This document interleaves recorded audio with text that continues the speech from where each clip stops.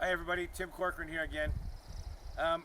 This is going to be a continuing series on medicine, earth medicine, and a lot of it's going to be medicine related to human beings. So I want to talk really quickly about this and then just take you for a little walk.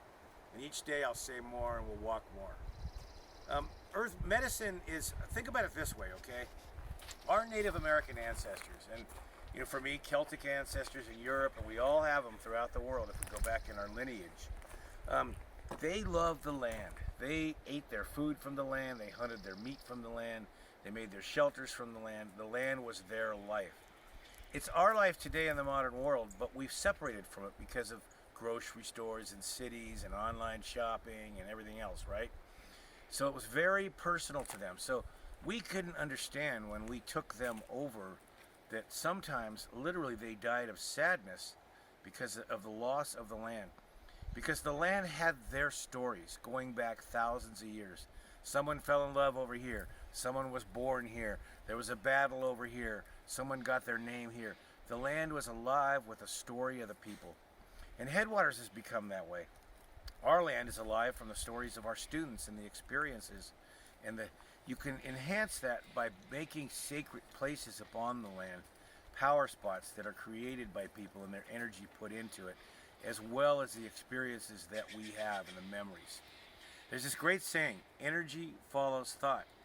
If you want to make things more powerful on the land, take time to take notice of them. Give them your energy. Energy follows thought. Give them your blessings, your good wishes. Let the memories come up. Often in our modern world, we're so busy all the time, doing. We never stop to absorb an experience and let it become alive within us and on the land. This is what makes land sacred and special and unique and draws us back over and over. And when we leave places like this, like Headwaters, we feel fulfilled and ready to go out and make our lives. So I'm going to take you a little walk on some of the places we have on this land that make it so special. This spot right now, I had a vision for this for years and we finally made it. It's called our wishing well spot and it's right near the entrance to the land. So entrances are very important, exits and entrances, because that's where a lot of things happen. If you're going to enter a piece of land, you want to flush yourself out and open yourself up to the land. Take a moment to breathe it in, and then you'll be more open and receptive when you come in. So this place here is a wishing well. I got these beautiful cut stones from a local rock guy who cuts them and makes furniture and signs and things. He gave them all to me. And so we have these coins here, and we give wishes. Like right now, I'll put a wish in. I wish that the coronavirus will go away. Another wish. I wish that all the Headwaters family will be safe. I wish that all the animals on the earth will be taken care of and safe. I wish that we'll start addressing global warming and doing what we're meant to do, becoming earth caretakers. And I wish for the best for the land and all my family.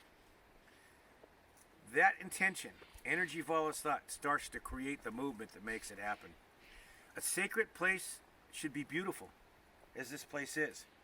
And each time someone makes a wish here, each time someone sits here and reflects and meditates, the land absorbs the energy, it holds the memory, and it becomes more powerful. So you can imagine our native ancestors, they had spots where they were going to 20, 30, 40,000 years. Look at Stonehenge in Europe and all those kind of spots. Imagine how powerful they are. You mix that with the power of the trees and the land itself and all the animals that come into the spots and do their things, and it's a wow factor experience. Now follow me down the trail here. This way we're going to go. We're going to go through the woods with all our crazy dogs. I was going to talk about those flags. Hey, come on down here. Let's talk about another new spot we just made. Bear with my shaky camera work. I want to thank Julie too for following me around with this camera. And she actually made this spot here. This was another vision I had. You know, you've heard of Tibetan prayer flags, and those are very powerful to the Tibetan people, and rightfully so. Well, I had this idea of making prayer flags for the earth. And so what we did is we set this spot up with this powerful tree on this land here, which which kind of holds space for it. And Julie cut out these pieces of cloth, and we have a place where you can sit down and really reflect deeply on a wish you have for our planet. Write it on the cloth and hang it up here, and it becomes alive through the land and your energy. So simple. Another thing to remember is these things are simple. We like to complicate things, and rarely is that important. Simple, to the point, directness, giving your best, believing with all your heart and your soul and your body and your mind. That's what makes something real. It's not how complicated it is. You follow me down this way. We're going to go over to our memorial garden now, which, oh man, you talk about a spot. Just the word makes you think.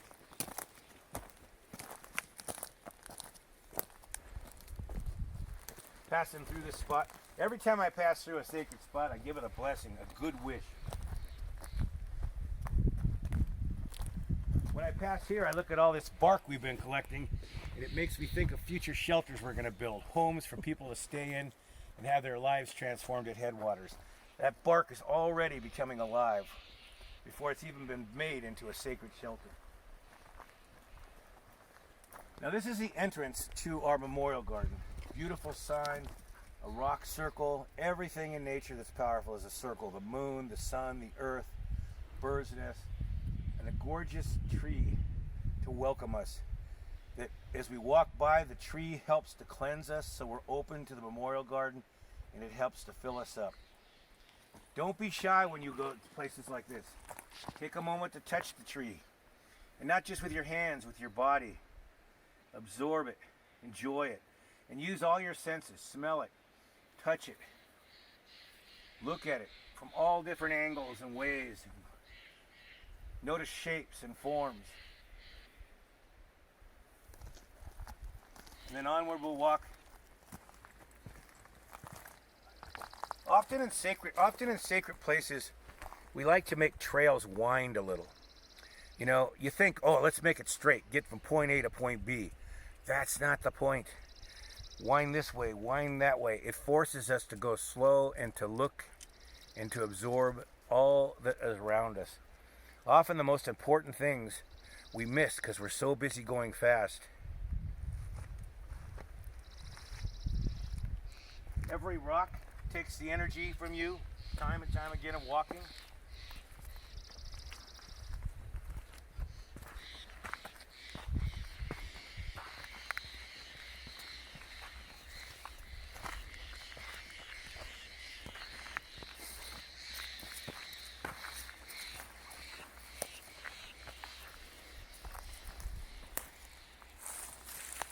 This spot here, we made it this year in our philosophy class, our Earth philosophy class.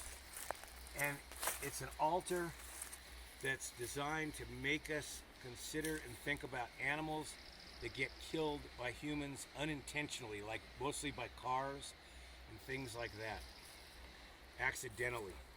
A lot of the bones here, one time Julie and I were out for a hike years ago, I mean talking years ago, and I come across this mud spot on our lower land, Bear Hill, and a cow had gotten stuck in the mud and starved to death, and we got all those bones and we put them here. And some of these bones are from squirrels and deer, animals that have been hit on the roads. It's always made me so sad. It's one of those things, I get so sad when I see animals hit by cars. It still just seems so wrong. I've never found a peace with it, and I've hit a few myself, to be honest, but I'm always aware. I always try to move animals off the road onto the gravel or the dirt in the woods so other animals can eat them, and animals won't get injured by cars trying to eat them off the road when I can safely. That's just one of my little things. So this place, you sit here and you reflect, and you think about how we live on this earth, how we affect it, and how we can change the way we live so it's better for all living things. Colin, get out of there. He's trying to eat your altar. Leave my bone alone. Hey. And then there's dogs. And That's a whole other story. And then there's the jays squawking about something. This gorgeous shelter here, Julie made this years ago. And you know, it's so funny. So many people think of manzanita as, like up here people who live up here think of manzanita as like a scrappy, crappy wood, something you don't want. It's entirely the opposite. Almost all wildlife loves manzanita. That's where the predators come, that's where the squirrels live, that's where the insects live, that's where the beautiful flowers are for the bees. And when manzanita dies like this, it's incredible. And she was able to weave this shelter together. And so you crawl into it, and that immediately humbles you and brings you close to the earth. It's like bowing to the earth. And you crawl in and you lay in there and you meditate, or you sleep for a night. And you just see what the earth does. It'll bring up dreams, hopes, ideas, visions. And that's another really important thing. When you have dreams that come up in sacred places, or visions, or hopes, or ideas, keep them in the forefront of your mind. Write them down. Think about them. Write a poem about them. Even if at the moment they don't really seem to mean anything, later down the road they very well might. Some of my most powerful experiences in life have come that way. And it's beautiful. Always when you create sacred space, it must be beautiful. You don't build places like this fast. It's in the detail, the fine detail, that the medicine gets birthed and grows like a seed grows. Now as we walk around this way, this is a nice, beautiful memorial spot that Julie made this for a very dear friend of hers that passed away. It's got a beautiful heart stone, a beautiful mosaic, a beautiful flat rock, and a nice stump to be able to sit on and just simply reflect about life and death and what it means, and this gorgeous cedar tree to hold the space. And that is, I think, one of the greatest things that we do face in life. And when we talk about this virus and how we're all in it together, well, there's nothing more like that than life and death. We're all born and we all die. And it's the great mystery. There's a million ideas about it. I don't claim to have the answers, but sooner or later, we all pass on. We have that in common. More reason than ever to have sacred sites to make us realize how important it is to fully live your life in a way that makes it good for all things. So then we come over to probably some of the most profound spots in our memorial garden. It's our dogs. And our dogs, we Andrea. just adore them. We love them. You talk about memories. We haven't actually put Jackson's ashes in the ground yet, but this is his spot. And he just passed away a month ago or so ago. And I mean, I'm talking Jackson. I found him on a photographic trip into the in Arizona on the Navajo Indian Reservation when I was photographing sacred sites and canyons. And he became such a part of our community. And so many of you know that are watching this how much we loved him. So that's going to be Jackson's spot. You look back over here and oh my God, Julie's first dog after she moved up here on the land, Cody. I actually found him. We were on our way to the Marble Mountain Wilderness, and we stopped in Wairika, and we were eating a sandwich in a sandwich shop, and this woman walks by with these puppies, and I said, "That's your dog," and she went and got him. And then shortly after that, we found out there was another dog called Tank. We named him Tank, and Gene went and got him, Cody's brother. So we started this family, and he just had such an effect on her. I mean, a dog, you talk about living, breathing medicine. And why are dogs so special? I mean, I could go on forever, but it's because they come from a purity, from heart, from love. There's nothing they're trying to get. They're just given. And that's something I think that all humans want to be, but we get it so complicated with our fancy dandy brains and everything that we lose it sometimes, and we forget the basics of just coming from love and kindness, which is always the basic truth, right? So ho to Cody. And then we come over here, and oh my God, this is our wolf dog, Riley. And I know I could talk forever about Riley.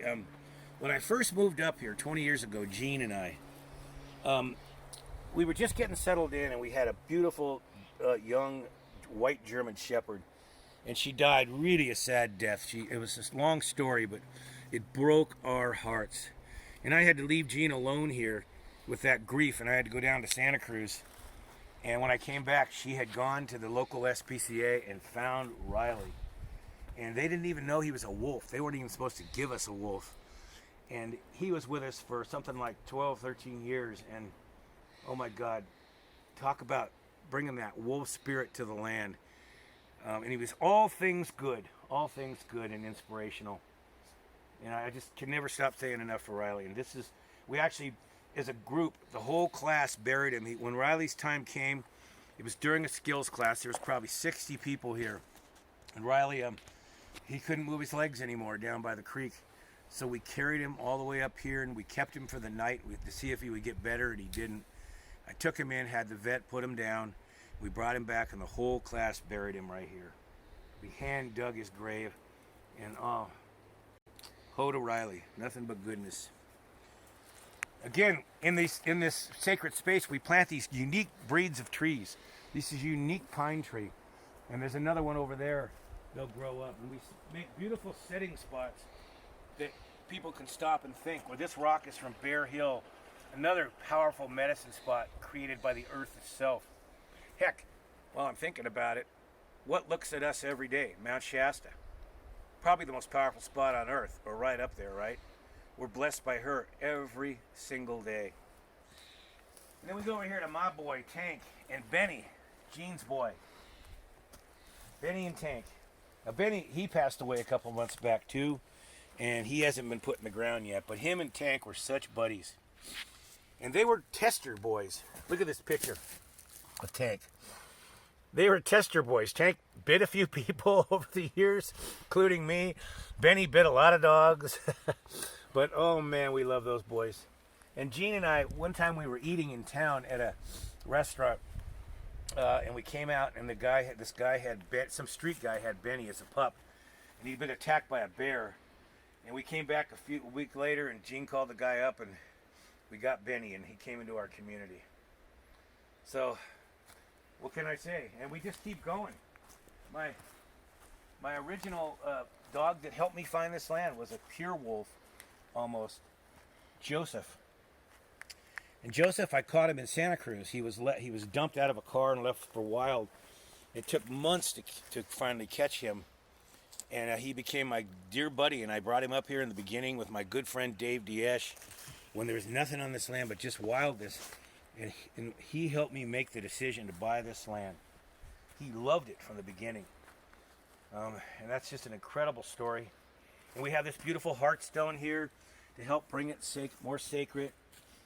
And everything was built, when we build a sacred space like this, we always build it with a clear mind, putting love and kindness into it, and good intention with an idea for beauty. That's important. When you work on a space like this, you come from a really pure of heart space, and that makes all the difference, whether it's the tiniest little thing or the big massive thing. We go on here, and here's another gorgeous pine tree I planted to kind of signify the space. And we got one of our very first dogs here, Scout, our white German Shepherd. And all I can tell you about Scout, he used to wander. He was a wandering boy. We call him the Great White Shark. The Great White Shark. And he loved me. He used to sleep with me in my hammock. And what a wild boy he was. He stirred the pot quite a bit. A lot of Scout stories on the land.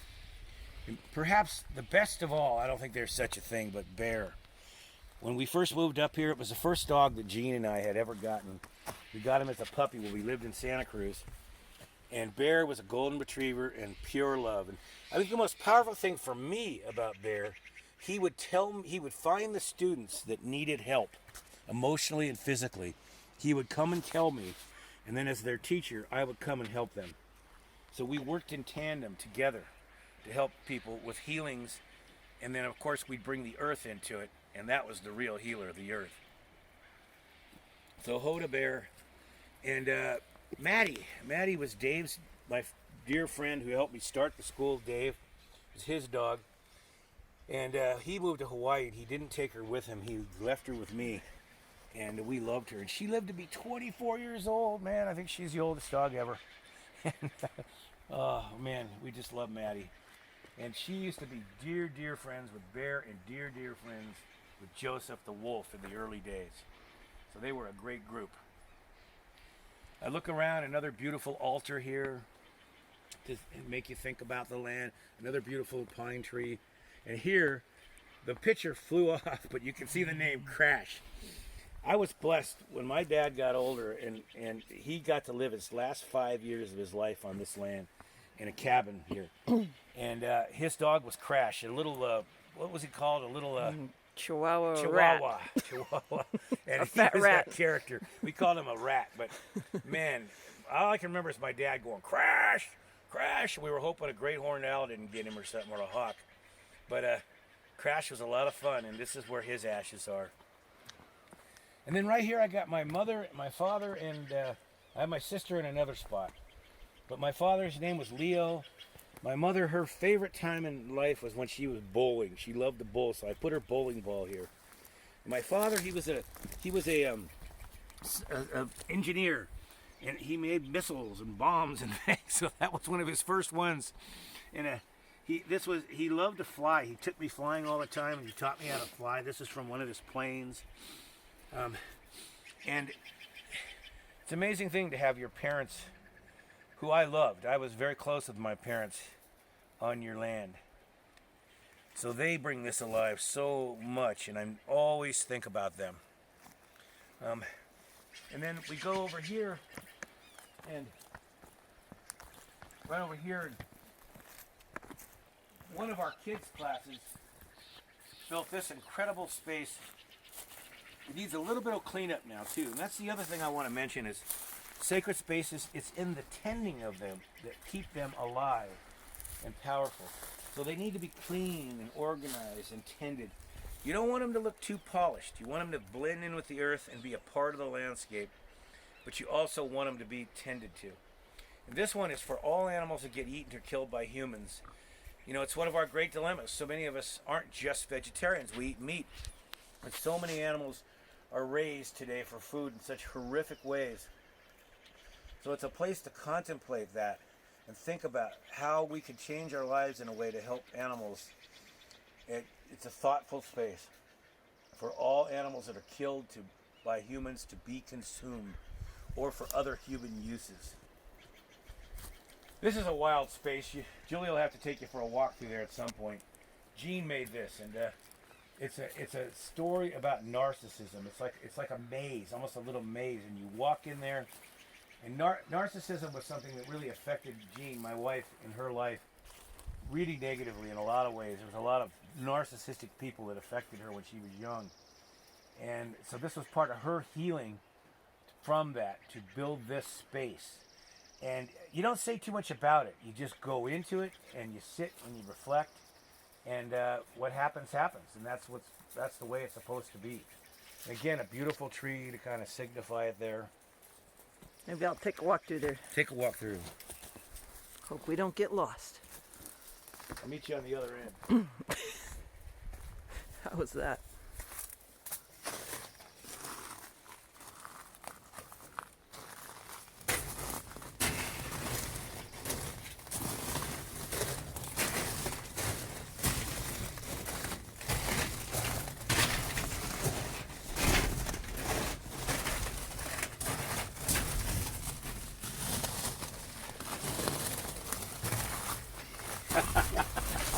Yeah, I'm already reflecting on all kinds of things.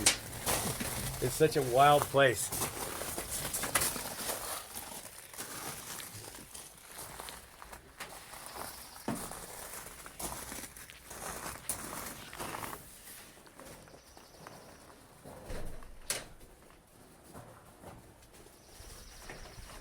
That's where you can sit down and meditate, just let the space speak to you. And often what makes a space powerful, it's not always that you know what it was made for or how it was made. It's that you don't know anything sometimes, and you just go and be in that space. And in the being, you discover what you're supposed to discover.